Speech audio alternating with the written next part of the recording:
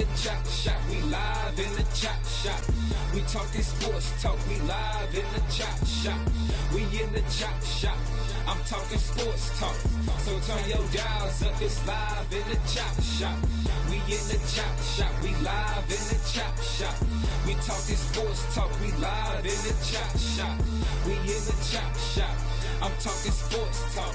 So turn your dials up, it's live in the chop shop. Yeah, it's lit in the chop shop. Turn your dials up in the drop top. They ain't based in debate, but they keep it fact straight. Going 30 for 30. Let's do a first take on Facebook Live from 12 to 2. Rob Hatter and Jim Hicks going back and forth like Carter Ray and Skip Bayless and Stephen Smith. From on the court, off the court, straight to the field. Not a man that steals, but I made it steal to the octagon where I fight to kill. We go face to face, then you write your will. I don't play tennis, but I bring the racket. I'm on the floor, I attack the basket, put you in the casket when I'm overlapping. Never showing mercy, cause I'm always snapping. Never showing mercy when I'm in the arena. Step into the ring, he hit me as I beat him. Step into the court, I'm never backing down. Killing competition, I'm smacking down. Let me get back to the other stuff at the chop shop, cause they cutting up. It's retro, coming to you live to the chop shop. Now let's turn it up. Yeah, we in the chop shop, man. Shout out to Jim Hicks and Rob Hatter. You can catch the chop shop live from 12 to 2 on Facebook Live. Let's get it. We in the chop shop, we live in the chop shop. We talking sports talk, we live in the chop shop. We in the chop shop, I'm talking sports talk. So turn your dials up, it's live in the chop shop. We in the chop shop, we live in the chop shop. We talking sports talk, we live in the chop shop.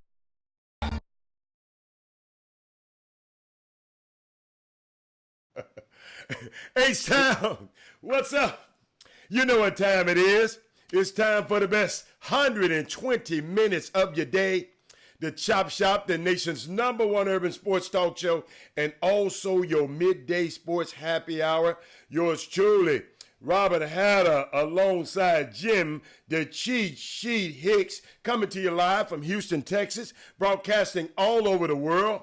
And Jimmy, I'd have to say, we have a bevy of tantalizing topics to talk about today. You know, we got a lot of them. But you know what? Before I start, I just want to throw it out there to the people on there already, and we'll do it later. Have y'all seen The Watchmen? I just want to know if anybody, we don't have to comment on it now, but I'm just curious. Have anybody seen this movie, this TV show called The Watchmen? We'll talk about it sometime this week, of maybe the Women Rock Wednesday. But I know we got a lot of sports talks. But Jimmy, it's a lot. I mean, it's just so much stuff going on. Where you want to start today, man? I don't know where to start. I mean, we can throw it up in the air. I mean, first of all, we start with this and get this out the way. Okay. Get it clear. Dallas Cowboy fan, you have the reason to be very concerned right now. Them Giants come back and won that game nearly at the buzzer. This really puts a dynamic. I love it. I love it. You know why? Because I'm not a Houston Texan fan. I'm not a Dallas Cowboy fan. But I just love to see both fan bases with their asses tight this time of year. It's just the funniest thing in the world. And understand, the Philadelphia Eagles are one game behind the Cowboys, and the Cowboys play the Rams this week. Philadelphia is out. They're going to be well rested going into the following week. Meanwhile, I want to correct something from yesterday. We talking about the Houston Texans. Right. And the Houston Texans, they aren't one game ahead of the Tennessee Titans. They tied. They both have an 8-5 record. Yeah. So now, whoever wins this weekend, the Texans will be playing in Tennessee. That winner will be in first place of the conference all alone, and the other team, whoever loses, is going to be on the outside looking in. Now, meanwhile, those two teams actually play again in 2 weeks. So the person who went out, The person who wins, they could both control their own destiny. Well, absolutely. They play Yes. home and home. Yeah. 2 weeks apart. I mean, 3 separate weekends. They play each other, and they play other opponents, and they come back and play each other again in the weeks in week 17 in Houston. But the winner of this game has a tiebreaker's edge.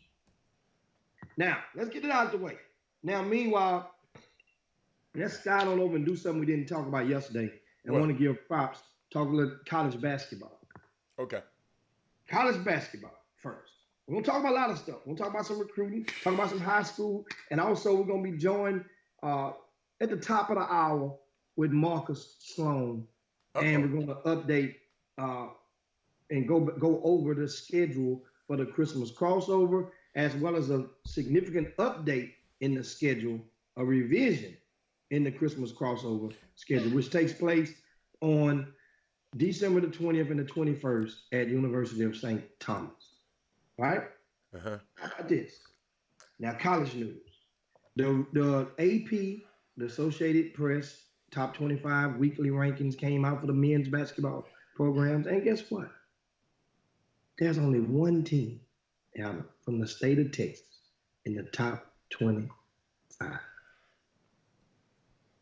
One team. Guess who that is? The Baylor Bears. Okay. They the only one making some noise right now. Yeah. Only one team in basketball. In the state of Texas. Explain the significance of that to me, Jimmy, because you seem so surprised.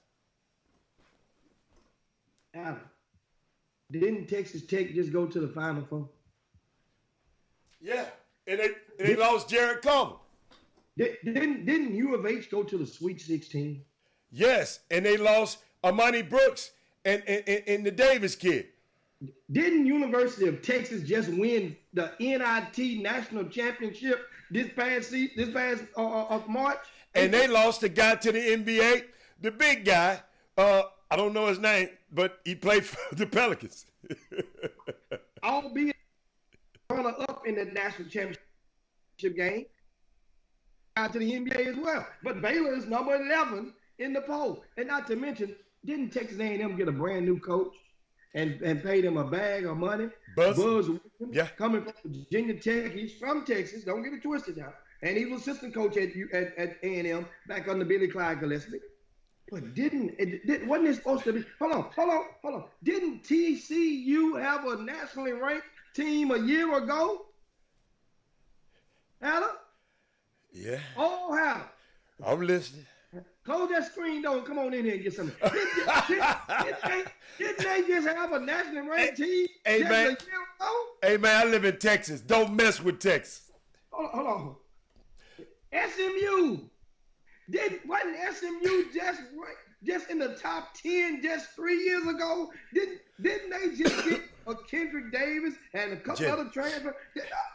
SMU. Jimmy, I thought you said this thing is cyclical. It goes in cycles. That's what I thought you said. This goes in cycles. Sometimes we're up and sometimes we're down. The season ain't over with yet, Jimmy. Well, Quentin Grimes, hold up. Vincent Theory. That's my man. Vincent Theory said Quentin Grimes is about to bring UH back. Now, how about that? Wait a minute. I'm clutching my purse. I can't believe. Did you just say Quentin Grimes is going to bring him back? Yes, sir.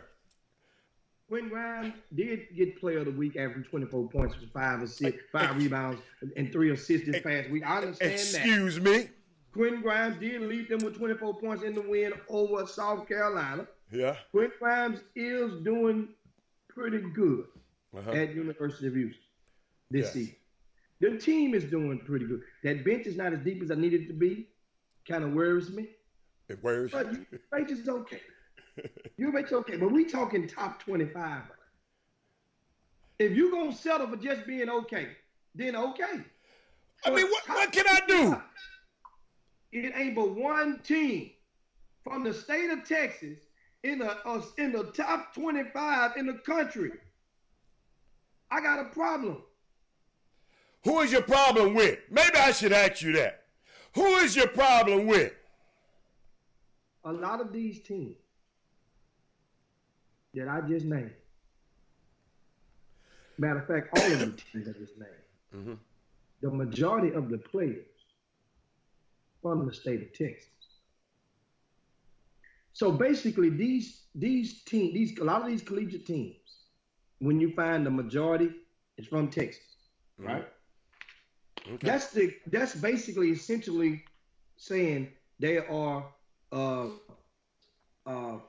grassroots, an all-star, a sneaker sponsored team in an element within itself. Understand? All if you really think about it, it's a little bit older, so they're not playing 17U.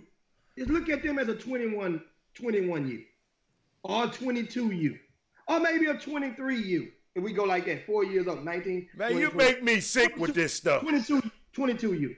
So there's a 22U. That's what you're playing when you're playing Division I college basketball or any college level. And when you have a team, basically, and most of the players are from the same state or an adjoining state, because if you play sneaker ball during a live period, you're permitted to have players from adjoining states, right? So think about it. If most of these teams, and we're going to let's look at since Baylor is the ranked one, and they beat Arizona on Saturday while the football team was choking off the game against OU. The basketball team beat Arizona, an Arizona team who's been flying under the medal. They were ranked, and they're still ranked. They dropped from, I think, number 12 to number 15 or something like that. Only 3 spots. Baylor jumped up from number 18 to number 11 on the cusp of the top 10. Now, this Baylor team, and I'm taking a look at the roster right now. And I want to stand, because Baylor, I had a feeling, was one of the few that I want to stand corrected on. The majority of their players aren't from Texas. That may be one of the reasons contributing why they're in the top 25. Come on, man. Just saying. How many from Texas on the Baylor roster? Tristan Clark. He's from San Antonio. That's one. Matt Mayer. You guys remember Matt Mayer? He's from Austin, right? That's 2. Jackson Moffitt, who's a walk-on, right? He's from Magnolia, right outside of Houston. That's 3. And Jordan Turner, remember him? He played with the Chris Walker Academy 3 years ago, and before going to Sunrise Christian, where he ended up signing with Baylor. That's 4 players on the entire team that's from the state of Texas. 4. They number 11 in the country. 4 is enough, Jimmy. 4 players is enough. I bet you no other state dominates more than 4. No other state has 4. How about that? Wait a minute. Say that again? Then you said 4 of the guys from Texas.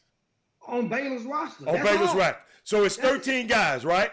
So tell me another state that on Baylor's roster that has more than Texas has. Say that again. Tell you another state? Okay. Yeah, another state, because you said 8 but 4 of them from the state of Texas. But where the rest of the guys are from? Well, they're from different places. But Texas has the majority of the people on this team then. In that aspect. Yeah, that's what I'm talking about. I got Jimmy. I got to look for a silver lining. Yeah, in that aspect, yeah. Nobody. They have 3 foreigners of African descent. Okay. Congo, Cameroon, and another place. But so the majority is from Baylor. Even though that's a small majority with 4 players. Yeah. Now, what I had to do, guess what? I don't have to go and click on nothing else to find the rest of them. You went to your Pie magazine. Oh, my goodness. I got one, too. I got one, too. So what I do, if you guys got your magazine, you go to page 66. Go to page 66, Alan. Check this out how you do. Hold on. On the top, they're in alphabetical order by the conference. See the shade, right? So I go and I find Big 12. Find the Big 12. I got And you. then after that part about a school, Baylor has 4, right? Okay. Kansas has 4 from Texas. Okay. Kansas State has 1. That's Montavious Murphy, who's balling out of control. We'll talk about him in just a second, right? Mhm. Oklahoma has 4. Okay. Oklahoma State has 5. Yeah, yeah. And that 5. Are they ranked? No, not yet. They will be next year. They'll be Okay. next year. Okay. Oh, yeah. Okay. All right. Help me some. No, TCU has 1, 2, 3, 4, 5, 6, 7 players from Texas. University of Texas has 1, 2, 3, 4, 5, 6, 7, 8 players from the state of Texas. Texas Tech has 3, and of course West Virginia has 1 with former Marshall High School star Taz Sherman when they went to state that year alongside John Walker and the crew. Though he's at West Virginia, if you didn't know that. But once again, this info is courtesy of the magazine. Get your copy. And this wasn't a promo, and definitely not a shameless plug. It's just a plug. I'm letting you know, guys, I use this book every doggone day. Hey, And we were Jim, talking about- Jim, you can win a lot of arguments, not just on the Chop Shop. You can win a lot of arguments in this book. No, seriously, you can. Hey, And that's one of the things. Could you and do that's me a one of the things, favor? that's why- Please get Herb his book, man, down there, man. No, and Herb. No, remember yesterday we acknowledged the error. It came back in the mail, so we had the wrong address on the book, and they were unable to find it, so they returned it, and we put it back in the mail on yesterday, along with everybody else who ordered books within the past 48 hours. So I sent about 10 books out, and you guys, once again, if you hadn't got your copy of the magazine, and there are locations listed on the front of rcssports.com. If you don't feel like getting one of those locations, then look at the bottom of the list, and we have an email address where we would send one in the mail. And so my routine now is I mailed some off on Monday, and I mailed some off on Tuesday. Every day or every other day when I get off the air, my routine. Hey, the post office ladies know me by heart now. They say, hey, you the magazine man. They don't know my name. They just call me the magazine man. And one of them called me, Hal. What? You the cute magazine man. Oh, Like my that. goodness. She must be 100 years old. She must be 100 years old. Jimmy? Give me a couple books and stamps. I'll be cute all day. Give me a couple books and stamps. I can bring half the book on to Sandra. That's how it goes. You gonna go and call me cute? You gotta pay my wife to call me cute. That's what you. That's how it goes. That's the game. But Jimmy, back to the. No. Speaking of college, something just popped up on the screen, and I know how we are. We want to address this because Mr. Calvin Williams, he texts. He say he sent you some information about his kid is playing basketball in college. Yes. But is that odd? So every kid who played in that league, so they wasn't condemned professionals. They got a waiver. They got a clearance. They got a waiver. Okay. And we were talking about that yesterday, and I remember that story because they somehow remember the money, the payments. A lot of those kids didn't actually get paid because they're on a snafu. LaVar Ball was stunting on the money. He was pinching off the money. A lot of them kids didn't get paid. You paid them, then they didn't. But anyway, they gave NCAA and this young man as well, a former Klein Forest High School star, got clearance as well. And that's Calvin Williams. Okay. And his little brother is the one that you saw play on the weekend in the Katy tournament. So now, meanwhile, this young man is not just playing, right? Okay. He's also on the team. His junior college team is ranked number 2 in the country. Hush your mouth. Then Eastfield Junior College, they're Division III JUCO. And once again, the parents don't give a damn if it's D4, D5. Once they baby start playing and they winning, They're number 2 in the country, right? And Calvin Williams in the starting lineup, and they've been kicking butt. And once again, number 2 in the country, Eastfield Junior College. I want to give a shout out to Calvin Williams and the family because that's how easy it is, guys. Yeah. You keep us abreast. That's right. You keep us informed, and we can amplify your news. Good job, Calvin Williams. Thank you, Pop. I'm glad you look. I mean, thank you, man, because I didn't know. You know, I did not know, and thank you for getting us straight. Hey, Jimmy, guess who just popped up on the Chop Shop? Right. Kevin Drone, the father of Kyron Drones.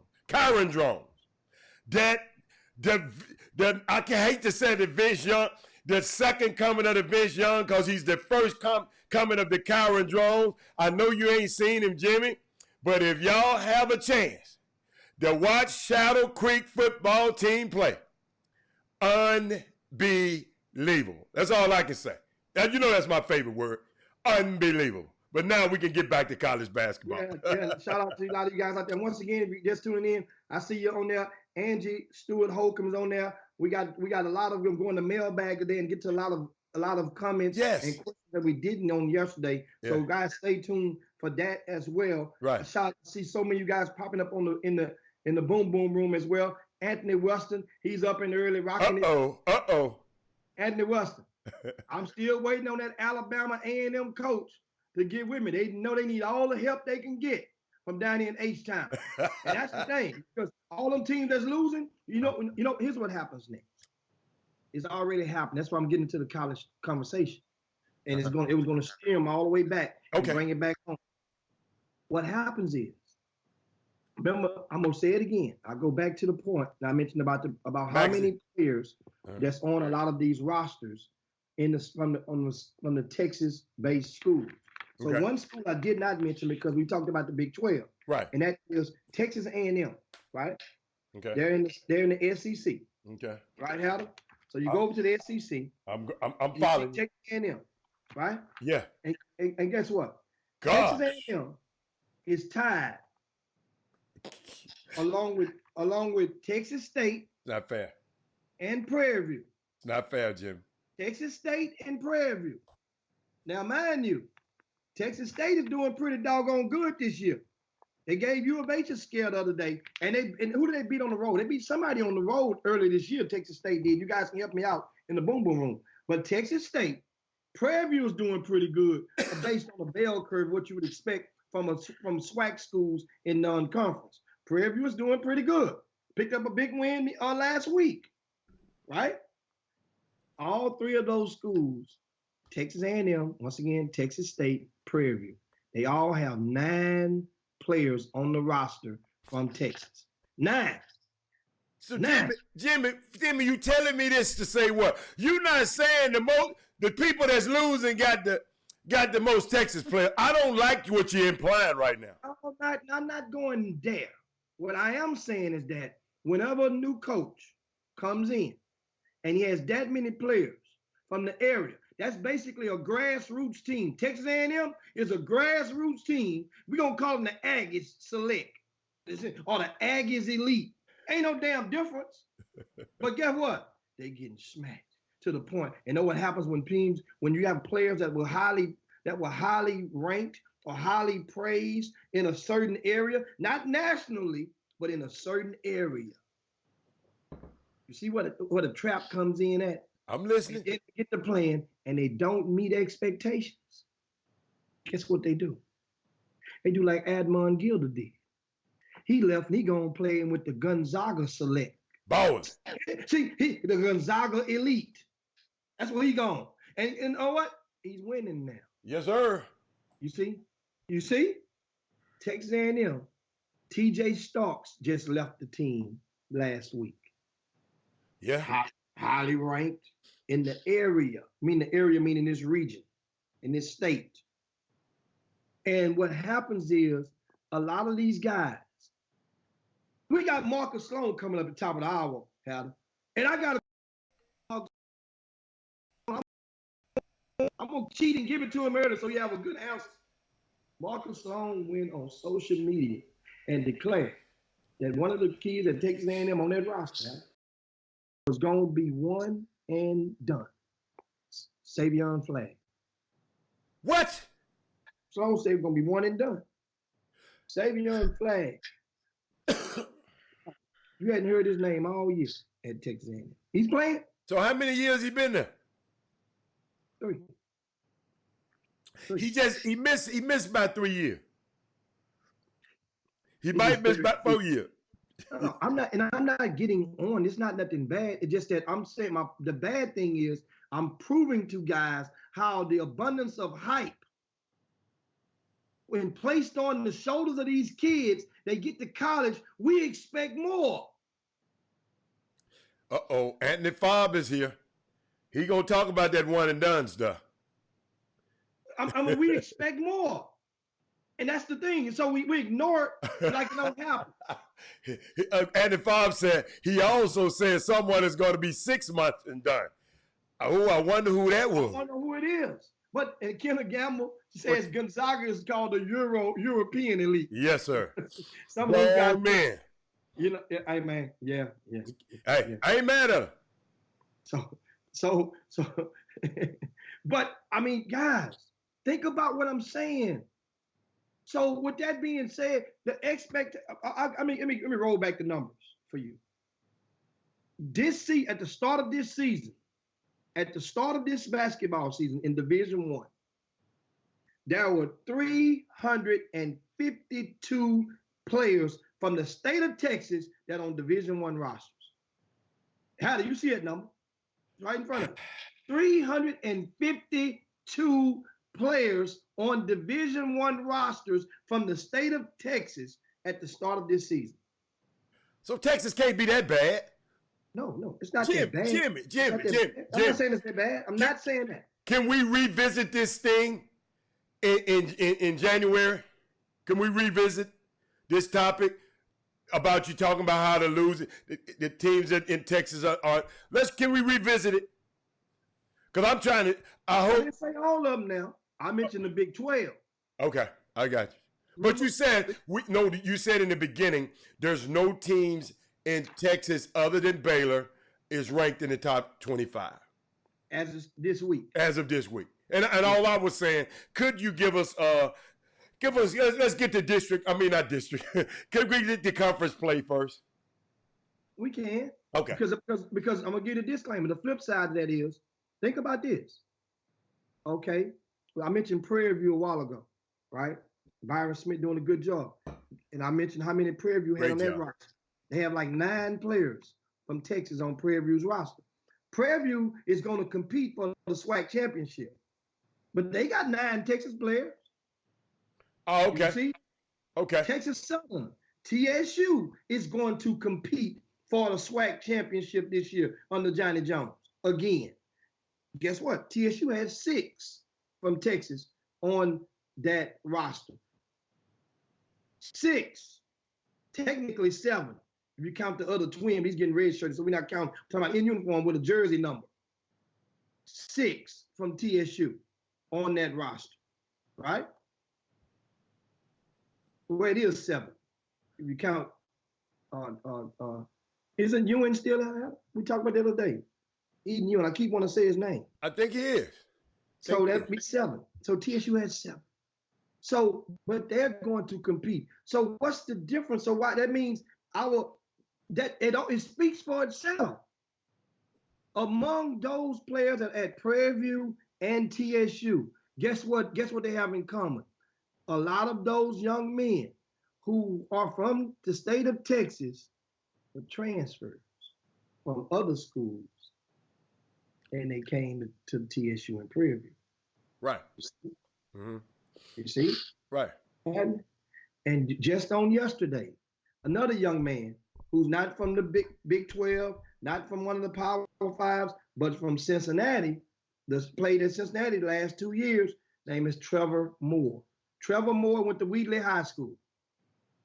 He's transferring at the break. Trevor Moore he's from Wheatley, played with the Houston Defenders, And I got to go update my list of the transfer list as well. But let's go to the Boom Boom Room and let's see what they're talking about. Terb says TJ Starks is calling Kendrick Davis every day to get the coaches at SMU to offer him a scholarship. Team had to vote on it, and no one wanted him there. I mean, it's just we're reading from the Boom Boom Room from our messages live during the Chop Shop. If you're just tuning in, I want to ask you guys to share the show right now. Let's get on top of it and share the show. I'm doing it right now. Share the show, my doggone self. Let's hit a share blast. Share. Bingo. So now Angie Holcomb just said, Kimberly Gamble says Savion Flag has regressed. And she says, explain how that happens. And then B. Scott, is this Women Rock? It ain't Women Rock Wednesday yet, is it? B. Scott entered the conversation and says, year two is when the breakout occurs for some, or when the dreaded sophomore slump set in for others. At the very least, you'd expect to see some sort of progression or regression. That's a good job, B. Scott, in a nutshell. Also, Kenneth Gamble went to explain and answer the question, and he says, roles, number one, the new coach, new system. They've had a lot of problems in the last 2 years. That's an abrupt summary of it. And all of those go into the fact of explain how that can happen. Bottom line is when your expectations that are placed on top of certain kids. And when you don't meet that expectation, we've all been a kid before. We feel at some days we're gonna feel like we're letting somebody down. Either we letting mom down, we letting dad down, we letting grandmama down, grandfather, nana, papa. We letting people, our influencer, uncle, Big Pookie, we letting them down. Did you say nana? Yeah, nah, that's what some people call it grandmama.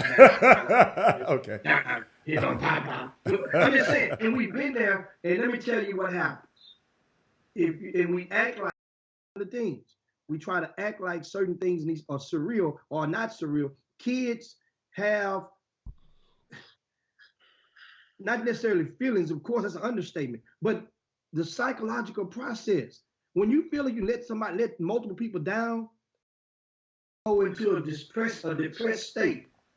And what do you need when you're in a depressed state? Either you need somebody to talk to, and nobody's there, you're going to go get you something to smoke, or something to drink, or something to swallow. Meaning popping a pill. These are common. And what happens is we see these kids, their lips turn right in front of your eyes. And you know, if you know you done smoked in your life, you can tell another smoker. That was one of the things I get from John Lucas all the time. John Lucas tells me repeatedly he can spot a smoker from the other side of the room. If you're talking to them, they got it, because some of the excuses that they use for lack of accountability are in the same realm. This stuff is for real. But what happens is grown folk, you in these kids' life, and you try to act like you don't see what you really see. You don't. Remember back in the days, any of you guys had a beeper back in the days? Remember PageNet, SkyPage, SkyTel, right? Some of y'all had two pages, two beep. No, you had a page and beeper, two different things. Yeah. Beepers didn't have a number on them. Pages put a number across. So think about it sometimes when your pager went off. You saw certain numbers, right? And you went into sneak mode. It's like you got to sneak your phone out. You got to call a number. You got to get up and you start whispering. Or if you're talking and you're talking reckless, then you let them know that, you're on the phone talking about kites and birds and planes and flutes and bricks and this, and you're thinking you're using code word because you're in front of somebody else, but then think about what I'm saying. You could tell if somebody got to get up out the house. Remember back for real. If you had a relative that was battling with drugs and you really didn't want to admit it, and they got to get up out the house and all of a sudden they got to go somewhere at 2 in the morning, 3 in the morning. You know what you see. Mom, I'll never forget back in my hustle days, Al.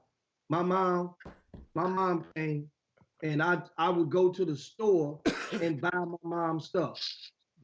And I would come and get her gifts when I would come in town back in town and give her stuff. My mom didn't have to. My mom gave me that mama speech like, boy, you need to be careful. You know, she didn't ask me what you're doing.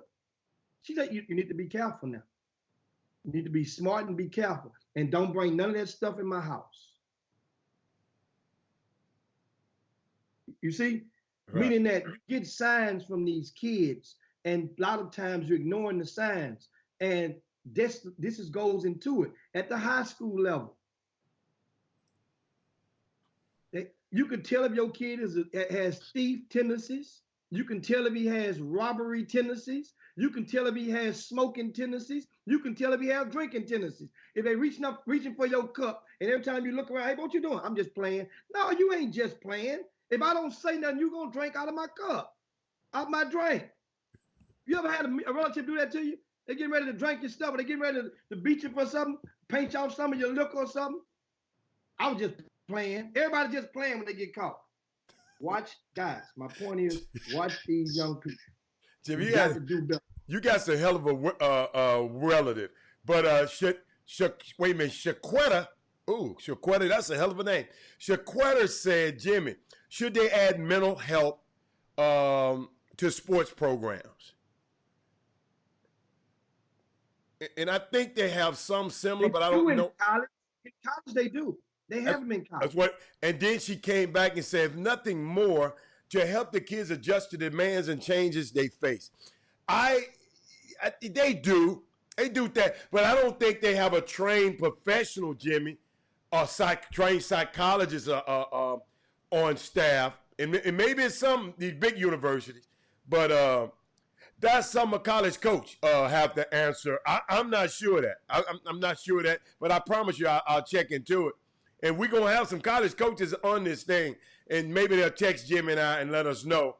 But if nothing more, she's right. If nothing more, just to help. Because it's a heck of an adjustment, Jimmy. Jimmy, I got a text from Herb Baker yesterday. And he said he gave you the text. And from one of our student athletes. Mm-hmm. I guess he played at Cal. Played basketball too, I think. And he played basketball in high school. High school, but he played football at Cal. Jimmy, we can blame drugs. But Jimmy, I don't know what happened. You want to talk about, because I think Herb sent you more information on it, because you happen to know and probably didn't cover the kid before. It's a lot of stuff happens, parents. I talk about it all the time when we leave, when our kid leave and go to these college campuses. Think about this, y'all. We spend all this time and money traveling all over the country, right? Jimmy, we spend all this time now and we're going all over the country to make sure these guys get a college scholarship. And guess what? He go and make it to college and don't know how to adjust. And then these kind of things can happen. So, Jimmy, what's the use in getting them there if we're not preparing them to handle it when they get there? We're going to blame it on the university, not blame it, but we look out, Shaquita, for the university. But by the time he got to the university, it's almost, I wouldn't say too late, but it's almost too late. We got to get them earlier. We got to get them. It's called grassroots, Jimmy. We got to get to these kids a lot earlier and change their lives, like the intervention I was telling you I was doing the other day. When he get to college campus, he almost grown. He is grown. Because Jimmy, I'll never forget. Somebody told me, a wise man told me. He said, Robert, he said, take a look when you go and look at high school basketball, and you go to the dressing room, and you look up on the dressing room, it said boys basketball. Then when you go to ESPN and look up college basketball, it's men's basketball. you become from a boy to a man. So it's hard for us to manage that situation. Mental health in our community, you and I have been talking about for years. Mental health is in our community. It's just been, oh man, he all right, man. He just, but when an 18-year-old kid, Jimmy, the other day, and it broke my heart. That's why I'm gonna talk about it till the cows come on. The kid said he's suffering from anxiety. Jimmy, I'm not suffering from anxiety. And I got the cares of the world on my shoulder. And I'm sitting there saying, what would make a kid ain't been on this planet for 18 years? But guess what, Jimmy? Where's anxiety come in? Basketball and the demands that his people are putting on him. He told me what he said, I just rather do something else. I'd rather just go to trade school. I just rather go. I don't know if I'm talented in other areas physically, but I'd rather go use my mind because it seems like these people go crazy. My mama, my dad, and everybody go crazy about sports. Hey, y'all, let's be careful on how we handle these young men, man. I'm telling y'all, man. And I know, man, this is what I do, man. I tell the truth, man. You know, man, the truth is, man, I ain't hating, I'm just telling the truth. Y'all, let's be careful how we handle our kids. That's why some dads are so protective, like I was, because I wanted to know what was going in my son and what was going in his mind. You dads, you got to be protective. And Jimmy, I'm just telling you, when I see this, I'm telling you, I have not been able to get this kid out of my mind. And I had this, I think we talked about this on Saturday. I've been thinking and praying for this kid every night. So thank you, Chiquetta. I think they should have him at college, but we as a community, even this platform, Jimmy, you and I have always talked about mental health. And even LeBron James, Jimmy, just did an interview the other night, talking about how he was suffering. He had to get his mental fitness. You remember when in 2011 when he lost against Dallas? He said, man, his mental fitness just wasn't there. The demands of people over, the demands that people put on him. So, hey, y'all, let's band together and let's help our community a little bit. And it start with us. So, Jimmy, I got to get me a squig because I done talked too long. Go on. This nigga gonna say a swig. I got to give you a swig. And of course, guys, once again, if you're tuned to the Chop Shop, we invite you to share the show to your timelines or to your friends, because you never know who could use a good jolt of what we're saying today. We're going to talk about a lot of stuff. We're going to be joined shortly in about 10 minutes with Marcus Sloan, and we'll get his thoughts on a lot of things as well. And but we're talking about these young men, and this is real talk we're giving today. Talking about some anxiety stuff and all this real talk. And so we're going to slide over, because today is what? Today is Tuesday. Right. And what we do on Tuesday, it's the day that Big Doug goes and helps provide us on RCS Sports. He provides us with the weekly college report. So this weekly college report is basically how some of the freshmen are doing around the country at the Division I level, and some of the and this, I mean, like I say, we just like doing it. Let me tell you what it helps at. It helps to plant a conscious awareness, because put it like this: if you went to a high school, and let's say you were the second string guard behind another guard, or the second string forward, or the second string center behind this other young man, just 8 months ago when the season ended in March, right? Or 9 months ago. Well, guess what? If that young man is in college right now, and he's struggling for some reason or another, then in your mind, do you think that in reality, as a grown folk, not the kid, but the grown folk, that your son can go to that same school right now, tomorrow, and play in front of that kid? See, this is where the reality comes in. Now, we're going to twist it. Some people do get better, and a lot of people will get better, and a lot of people will stagnate. I mean, they won't get better. I understand that. That's the truth. But when reality sets in, there's about 24 players from Greater Houston who signed Division I scholarships over in November last month. If I was to go and ask, which I've already asked about 3 or 4, if I was to go and ask all of them, well, more so them and or the person who influenced them to sign whatever they signed to, what's the expectation for next year? I mean, reality.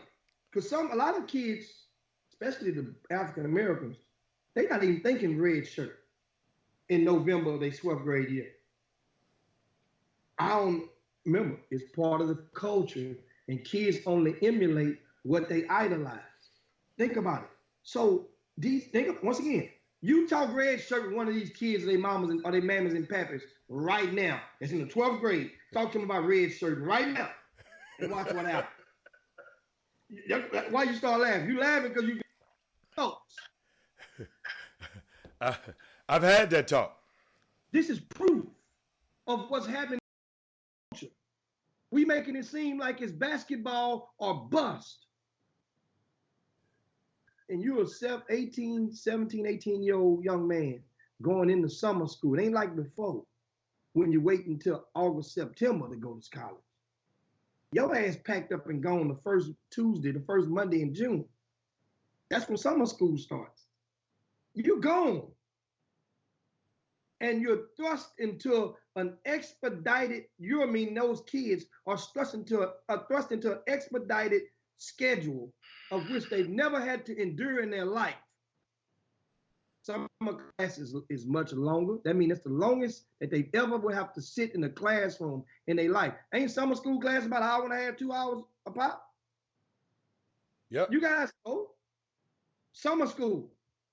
That's why, because they compress the schedule into a fragmented amount of time, maybe 1 month. So that means you're going to school Monday and Wednesday. You're not going from 9 to 9:50 as you do in the fall. You're going from 9 to maybe to 10:45.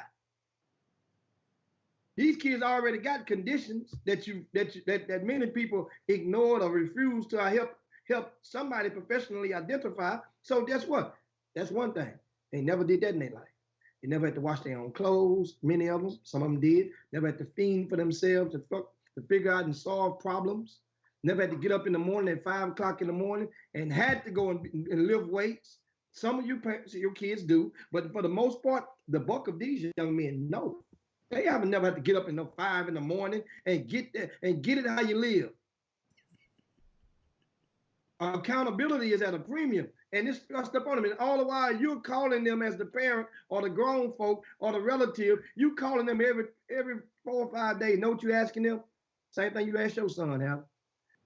How you doing up there, man? What you expect that kid to tell you back? I'm all right. That's what he gonna say. If you're accepting that as the answer, you're supposed to know that young man or young lady. You're the relative. You can tell when something ain't right. How you gonna tell if it's not right if it's on the telephone, Jimmy? Because you know some of the problems that are going to come before they even come. So you ask that young person. You reverbing in, Howard. No, that's you, baby. So you ask that young person. You say, "Hey, yo, look. Okay, I understand that you might that this is going on, or you might not get up in the morning. How are you handling that? Are you getting, what time are you going to sleep? Let help. They need to. They aren't talking to nobody. If you ain't gonna talk to them, guess what? Guess who's gonna talk to them? Who? Snapchat, Instagram, Twitter, DMs. That's how they communicate. That's how they communicate. You guys hear me? Kenneth Lofton says we on the Boom Boom Room. We're going to address some of your guys' comments. We have already discussed it with Louisiana Tech. Won't do nothing but help Junior. Herb Baker said exactly. Not time, no time to get distracted or lose focus. Miss Pelzer says she have code words with her kids. Whatever it takes whatever it takes, you have to start trying something. Think about it like this. You guys ask for attention via social media. You ask for attention. How? Well, them DMs or them emails or them innuendos or them subliminal tweets or quotes. You know, everybody's sleeping on Little Booger. Little Booger bad. Oh, they don't want to talk about Little Booger. They got their favorites out there. So now, I mean, you inviting attention for Little Booger. Little Booger. Yeah, Little Booger. And Little Booger get out there and play Hatter. And Little Booger, you go find and see him play. Little Booger shoot that ball down and hit the score clock. And get what happened? You just flick him, and then he asked for attention. Then you let the people know, I went and saw Little Booger. Little Booger ain't bust a grade. So now, we're hating. Yeah. We're hating. We're dream killers. Little Booger can't play dead. Okay, so why did you invite the attention publicly if you don't want what comes with it publicly? Yeah, that's sticky situation there, Jimmy, because they want to be ranked. You know, you told me about a situation of a kid, you know, who's been under the radar and been steady, and then he goes on Twitter and say something. You said, now, dude, now you want that attention, dude. You want that smoke. They're gonna bring that smoke with it, and so I mean, it just and Jimmy, we still, no matter what, and some they got pressures in the classroom, they got pressures in basketball, they got pressures. I mean, these high school kids. I mean, Jimmy. Then there's some of them are being. I heard a situation of a kid being bullied away from school. So, man, we just got. You know what, Jimmy? I saw a quote this morning, and I put it, and I'm trying to find it. It said, it didn't have an author, but it said, "To be kind is more important than to be right." Many times what people need is not a brilliant mind that speaks, but a special heart that listens. And sometimes we talk at these kids so much and we don't listen. The other day, I know they brought me in for this intervention the other day, but guess what, Jimmy? The reason I could find out a little bit what was wrong with the kid, because I sit back and listen. And the kid just talked. And that's the first time he's seen me a lot, respect, but it's the first time we talked. I just sit back and say,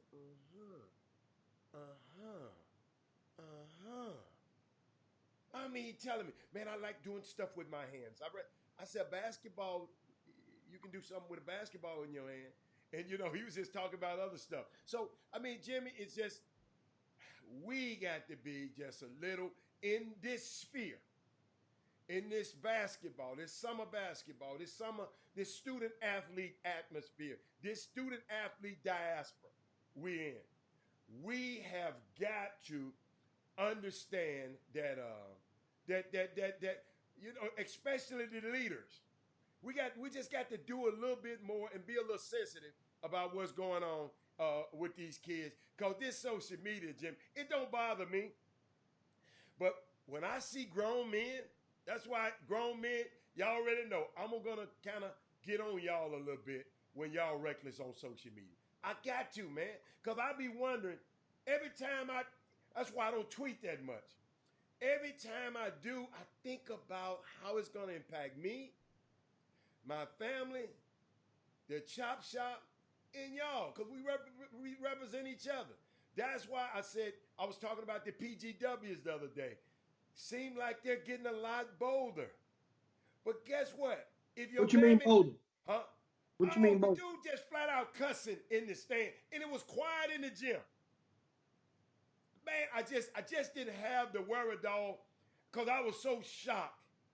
He flat out cursing. You so and so, y'all didn't call it this way. You fucking, cussing at the refs. And I said, and the ref was nice enough, Jimmy. So to just say, hey man, y'all cut that out, man. We in Katy, man. That stuff there ain't gonna work out here. The ref could have had him thrown out the game. But Jimmy, but if the parents are doing this, can you imagine what they're doing at home to these kids? If the parents are in the stands, Jimmy, we don't go home with the kids now. Can you imagine the pressure this kid is under at home? Unbelievable. We got to take this pressure off them kids, our parents. Well, either take it off, but at the same time, better prepare them to understand exactly what you're going into. It's kind of like a lot of these young kids, student athletes right now, we're letting them, I'm going to give you a metaphor, we're letting them drive down the road into a storm with no windshield wipers. That's what it feels like with a lot of these kids. Think about what I'm saying. You know they're going driving into a rain, it's going to rain out there. They're gonna get in the car with no washer fluid in the up under the thing. Low washer fluid light is on, and one windshield wiper. That's what it's like, and they don't know what to prepare for. Then we get on them like they're supposed to know. Yeah, they act like they want to be grown, right. But you know their brains are kids. The kids, man. And some of y'all. It seemed like y'all brains are kids as well. Seem like they what? Seem like their brains grown. Some grown folk brains seem like they're kids. Yes, it's just not as mature. Let's say it like that. But the expectations are still there, Adam.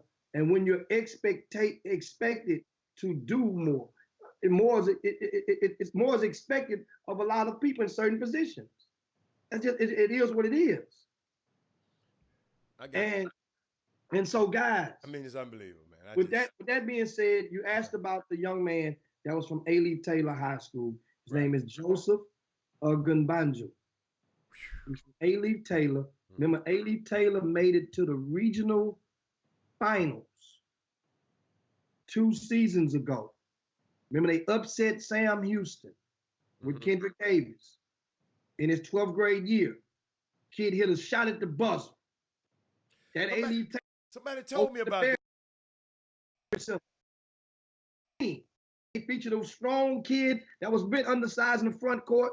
That was Joseph Ogunbanjo. I think his number was 5, if I'm not mistaken. I remember right up here. Number 5 for Alief Taylor. He was a football star, had already signed with Cal. So he was playing, just keeping in shape like a lot of football stars do at the high school level. And think about it, Jimmy. If he signed with Cal, that means he was academically able to get in Cal. Oh, yeah. I just want to show that. I like to paint that picture. So keep going.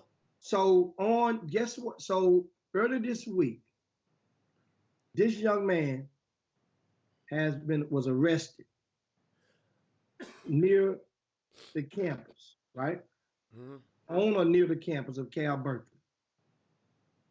He's been accused of forcibly, remember, it's a young 19-year-old college student from Texas. African-American. Of African descent, right? The police report is accusing him of forcibly opening the police car door, right? And grabbing the officer, put his hands on the officer. This is the police report. I don't believe all this happened. No, I've seen enough of them lie. But he's being accused of opening the door, grabbing the officer, and trying to grab his gun out of the holster. Once again, I'm not saying this young man done this. Honestly, I would never, and I really don't believe that. But fact still remains, he's going to have to prove this in the court of law. And most of the time, they're going to probably come to him and offer him a probation or something, which is going to be a conviction involving a crime against a police officer. Let me tell you something. Already, many of the things that he was probably going to college for, his visions and goals beyond football, they're squandered. You won't be able to get a job in government. You won't be able to get a job, that conviction. You won't be able to get that job unless you get it pushed, even if you get it pushed down to a misdemeanor. He just got to be smart enough to go invent something and create his own job, Jimmy. You know? So yeah. Who's going to take him as a football player? He still has 3 years of eligibility. Wow. There will be, so now, it depends on, and somebody can help us in the Boomer Room and find out if he played last year, or whatnot. If he played, what type of eligibility that he has left. And if he has eligibility, then let's try to collectively, as we can get the facts and think this thing, so it gets resolved. Because no athletic director is going to allow any of their coaches to sign off on the paperwork on this young man as a transfer until this other case is resolved. Meaning until a conviction or an acquittal for this pending case. They're not going to do it. Not likely to. But it's still a future for the young man to get the hell up out of California without having a jail sentence imposed on him. But once again, the first thing come to your mind if you were told that there was a kid that went and tried to forcibly open the police car door, put his hands on the officer, and accused of trying to reach for his gun. First thing you say in the middle of the night, first thing come to your mind is what? What happened? He ain't dead. He ain't dead. Why they ain't killed him? Because Sandra Bland didn't do nothing. Trayvon Martin didn't. Tamir Rice didn't. You follow me? So it's 19 years old, Jimmy. His whole life changed. This is how quickly it can happen. And it can happen. Think about it.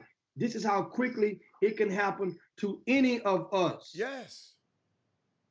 Yes. To any of us. Jimmy, you see how high the bail was for him? No. What they giving? $195,000 bail. No way.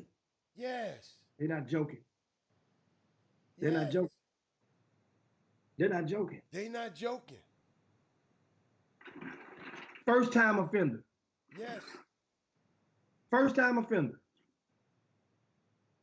And they said this could have easily have ended in tragedy. Easily. And Jimmy, I ain't gonna let you off the hook. Well, I know Sloan will gonna come up here soon, but I don't want to let you off the hook of Big Doug, and I hope he's still here. Of our Patriots, they done caught him cheating again. But we'll talk about that later. But I just can't believe that. Some ain't fishy about it. Some fishy about it. But this about the young man.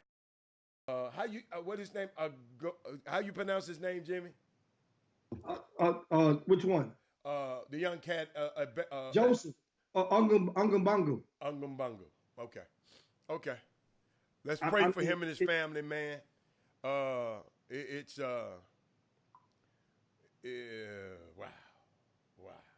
I'm just stunned at this news, and this is true story, guys.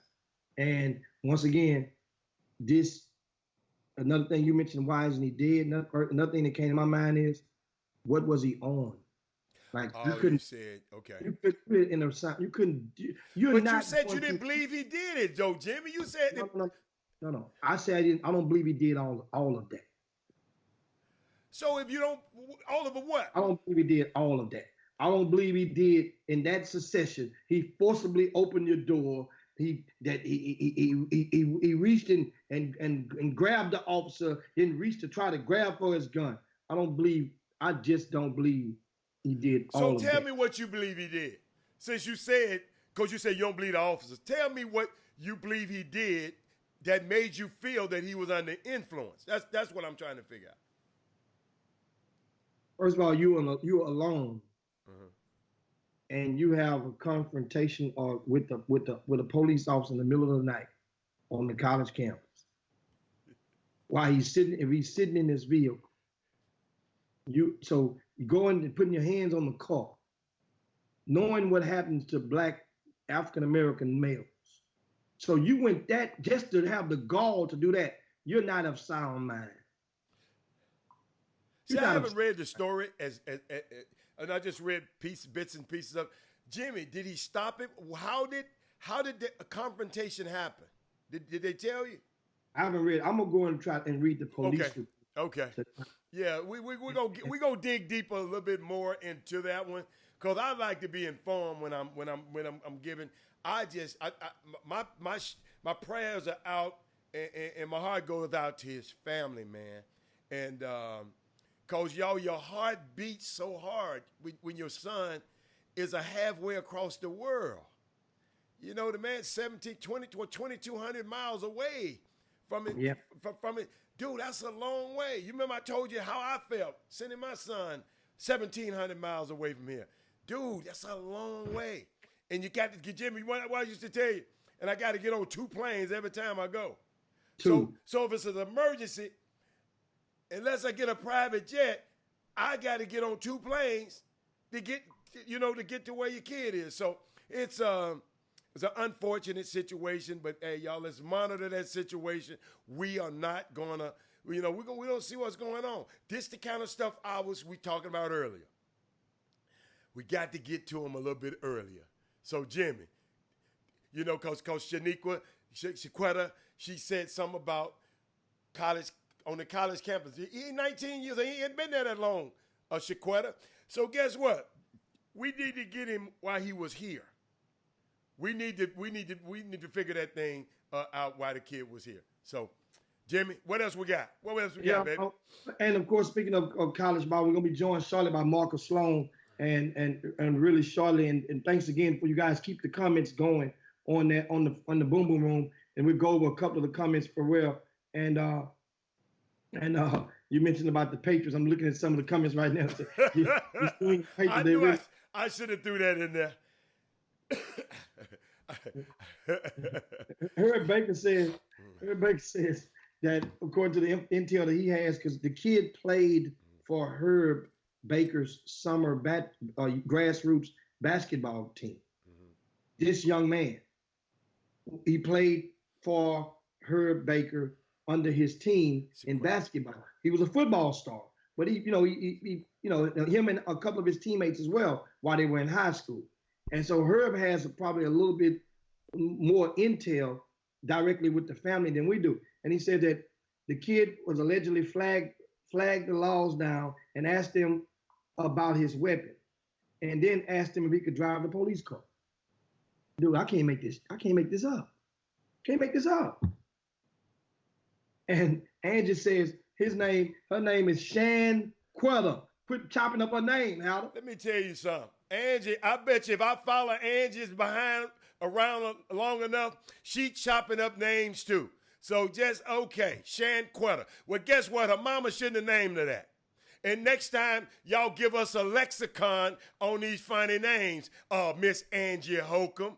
If you want me to say it correctly, give us a lexicon before we go on your show of the ladies with the funny name. Guess who is on the line? Oh, what the hell? That's beautiful. What the hell is that, Velvet? Hey man. Before I show you on this app, hey man, you better take that stuff off, Sloan. Hey yo, hey, Shanquetta, excuse me, darling. Please send me something the next time to pronounce your name. Angie always got something to say. She don't never say nothing to Jimmy. Jimmy tab everybody's name in the English language. And well, that's Jimmy. She don't want Jimmy. You know what, Jimmy? Hey, me and Sloan, I'm going to start ranking with you next week. I'm going to start ranking. And then maybe they'll act right with me too. But y'all, hey, Sloan, take that ugly jacket off, man. Let me tell you something, man. This is a new jacket I got for this. This is a new fall winter jacket. It's stylish. Hey, and guess what? It's a 2X, not a 3, so you can't fit it. It's a 2X, so you can't fit it. All right. Hey, y'all, without further ado, I'm about to bring in, watch there, I click a button. Look who's there. What's up, Chop Shop? Yeah, man. That, of course, what's going down with Jordan right now. Marcus Sloan has joined us, and man, we got so much to talk about. First and foremost, before I get into it, Sloan, I want to share with you guys something out of the mailbag, Adam, and I promised to get to. We supposed to got it yesterday, and here's from one of the parents around the area, and this message in the mailbag, it says, "What are your thoughts about Drive Nation planting roots here? I see it's not a circuit team. Can you discuss on the show today?" And if you didn't know, Drive Nation, which is a Nike-flavored organization based in Dallas, they have decided they will be starting a Houston arm of their program called Drive Nation Houston. Jermaine O'Neal is over the Drive Nation program in Dallas. Once again, they're going to be in Houston starting this summer with about 5 teams. I broke it down earlier in the VIP news on RCS Sports. I broke it all the way. I hope I broke it down. I attempted to. And two of the young men that's going to be spearheading that local arm of the Drive Nation is, of course, Cutter Benati and also Martin Wigan. And I say that right? Wygant. So those two young men. Now, meanwhile, more information. They're promising me more intel in the upcoming weeks. But they were hoping to have about 5 teams. They're not going to play.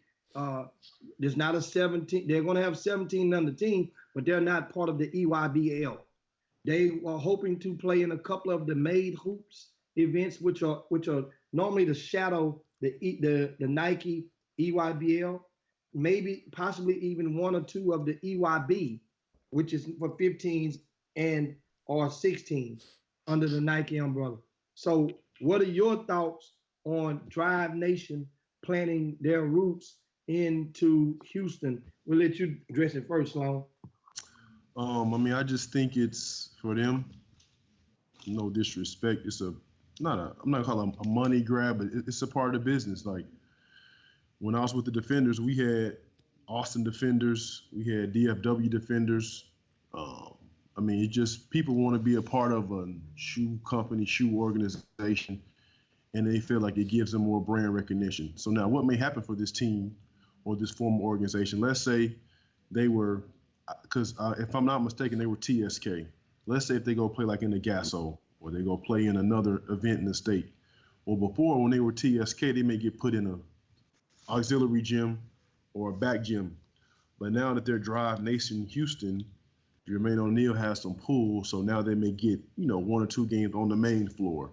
So for them it has an advantage as far as things like that. But as far as them playing on the EYBL, and I hope they aren't telling parents that. I'm sure they aren't, but that won't happen. But again, it helps them with brand recognition. It may help them get a level or 2 or players that may be kind of better or more highly ranked than what they were before as TSK. I got a question. What is TSK? I've never heard of TSK. Well, no, it was their old organization. I think they were called Texas Supreme Kings, if I'm not mistaken. Okay, that's it. Okay, I just never heard of it. That's all. Yep. Yeah. And so that's definitely. Hopefully, you guys understand that. A lot of summer teams, what you notice now, a lot of teams are merging. A lot of teams are getting the hell up out of it. And as one gets out, there's another one coming in. It's almost like out with the old and in with the new when it comes to the summer grassroots team. Now, a lot of parents out there are faced with decision this time as to choosing team. And I have an old rule of thumb that's like this. Let me see how to put it real. I'll try to put it where the goats can get it. You know how good you are, or your kid is, or your relative is, based on the time that it would take for you to find a team. If they are better than you, or as good as you believe they are, teams gonna come and find them. Find and try to and identify a team. It's kind of like college offers. I was about to say same thing like. If you're good enough, the offer gonna come to you. The recruitment is going to come to you. You don't have to recruit the colleges. You see, that's the difference in how you approach the summer, and that's okay. I swear it's okay. What's not okay is if you are trying to pull a mask on and act like Lil Booger is a whole lot better than what he is. And Lil Booger and all these other teams are just recruiting Lil Booger, and they offered him to play on this sneaker circuit. And you guys don't understand that many people are in different circles communicate with each other. Mm-hmm. They go talk to each other. Jimmy, I see Miss Williams on the Facebook feed. She said that I thought they were EYBL. No, Saida, the Drive Nation Dallas team is EYBL, but this Drive Nation Houston team is not. Okay. Yeah. They're going to play on the Prep Hoops circuit. It's a whole nother story. Okay. What do you mean? He doesn't just don't. Hey, his mama told him if he ain't got nothing good, don't say nothing. Yeah. He been talking well. Okay, let me say this. Let me Lord, Sloan. Let me say this, because Jimmy has touched on this too. The only problem I have with the quote-unquote prep hoop circuit is, let's say you have a Houston team and they go play on the circuit in front of college coaches during the live period, or they go play wherever they play during the live period, and they get nothing from it as far as recruitment for their kids. When they come back, the first thing they want to do is ask and say, Marcus Sloan, Jim Hicks, Robert Hatter, whoever, can y'all help my kids get recruited? Mm-hmm. Well, y'all chose to play on that prep hoop circuit. Why don't you ask Matt Reynolds or the guy who did that prep hoop circuit, or who convinced y'all to play on that prep hoop circuit to help y'all get recruited? Because clearly you spent your money with them. You felt as though that circuit was going to help your kids. But it turns out it really didn't. So now you want to circle back and say, hey, can y'all come help us? You know, I mean, I'm just preaching to the choir. A lot of people are hearing this type of thoughts for the first time. A lot of you guys out there in the boom boom room, and I understand it. And basically reiterate, conscious. Remember, I told you.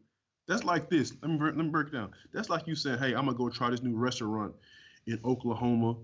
I'm gonna go try this new restaurant in Chicago, in Kansas, and hopefully it fills me up. Hopefully I get like the nutrients I need. And then when you don't get the nutrients you need, you come back to Houston and say, hey, Hicks, hey, Sloan, like, can y'all give me those nutrients? You just spent, goddamn me, $1,000 eating at that restaurant, $1,200 eating at that restaurant. So now you want to come back and get nutrients at our restaurant from free? Oh, how'd that work? I never looked at it like that. How'd that work? Let me just sit back and take notes. Well, it's decisions. I mean, people make decisions, and I tell people all the time, you will totally welcome as an adult and parents, because a lot of times the schedules that for certain grassroots teams are calculated by either the coach and or a collection of the parents of persuasion, meaning that the top 3-4 kids on that team, their parents have electoral votes that can, or influence that can let the coach know. If they all 4 of them want to go to New York City then that coach gonna try to make it happen. But if they assure them that they can tote their own note, and getting there. And that's normally how schedules are made.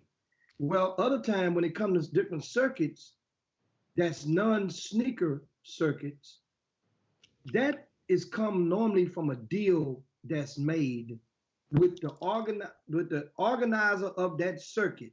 That platform will offer certain type of amenities to various coaches or programs in order for them to come and play on their platform.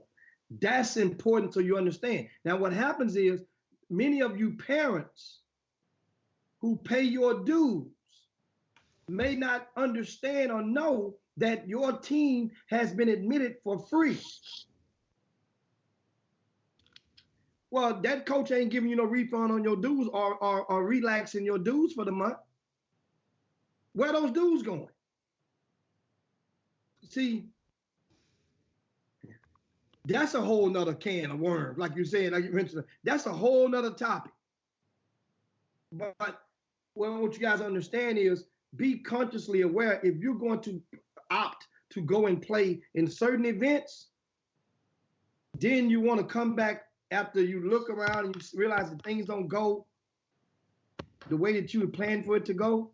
And when you're in certain cities, certain metropolitan areas, and there are certain events that in those on certain ends, and if you don't go to them, and you're going to go and spend $1,000, $2,000, $3,000 to go somewhere else, when you could have slept, your kids could have slept in their own beds, their parents could have slept in their own beds, and you would have got more exposure staying at home on that particular weekend. That's straight up ignorant. Jimmy, I keep seeing where I think Ashley, she because I guess she didn't go the EYBL platform and she keep commenting about playing on high platforms don't guarantee you anything.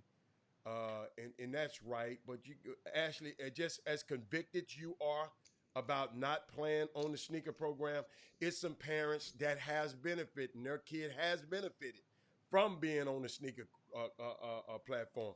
Jimmy said something long time ago. None of this stuff guarantees you anything. Mm-hmm. All it does is guarantee you, it gives you the opportunity to do when you play on EYBL. It gives you an opportunity. Whatever other tournament and whatever other platform you play in, all it does is give you the opportunity. Not to say, but and most people who said the bigger platforms are not good are people who didn't play on them. So it's just, and I know, and it's okay. No. I know it's okay to play on whatever platform it takes you to play and get to where you going. All of the platforms are necessary. And, all of them are necessary because the EYBL, I tell you, it's not for everybody. I repeat, I said that and said it on this show a million times. It's not for everybody. And Sloan, I know you can really attest to that, And so yeah, it's just not. It's just this. Like for instance, Jimmy has an icebreaker, right? I have an event with Rossi. So the schedule is Jimmy's icebreaker, Rossi's event, then my event the first weekend in April. So, and I understand some people may say, hey, we want to get out of the city and play. Okay. No problem, I get that. But if your goal for your organization is to get the maximum exposure, we live in Houston, Texas. This is one of the hottest recruiting hotbeds in the country. So you going to play in Tulsa, Oklahoma, and then it was teams from Houston going to play in these different cities against other Houston teams. So y'all done drove that bus on them vans all the way to Tulsa, all the way to Kansas. And again, I understand the reasons, but my issue is let's be economical and let's make sense, right? RCS Sports, that's a big, huge exposure package in itself. I think OTR exposure, my company, we getting bigger. I'm always in the gym. Literally, coaches call me every day. Coaches call Hicks every day.